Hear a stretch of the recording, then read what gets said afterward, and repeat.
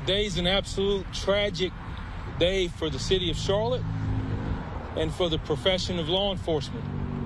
Today we lost some heroes that are out to just simply trying to keep our community safe. I'm going to try to go through a series of events of how this all occurred and played out, and then tell you a little bit more about the injuries and the things that we had to endure today as a profession and as a city.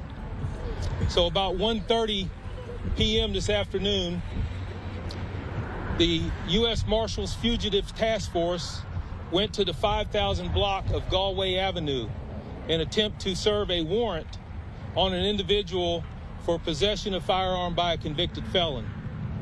When they approached that individual, they were met with gunfire. Officers returned gunfire and struck the victim, who was later pronounced deceased in the front yard of the residence. As officers approached that individual, they then received additional gunfire from inside of the residence. So after a long standoff, we were able to clear this residence and confirm that there were 2 additional people inside. They were both brought to the police station as persons of interest, and we're trying to determine now what exactly occurred inside of the residence. Tragically, there were 3 members of the U.S. Marshals Task Force who were pronounced deceased,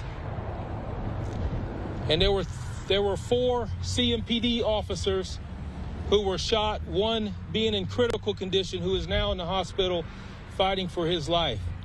A total of 8 law enforcement officers were shot by the suspects in this house. So we are very early in the investigation. CMPD will lead this investigation. We still have a lot to uncover, a lot of questions that are not answered right now. So please respect the fact that I won't be able to answer some of the questions that you're going to have.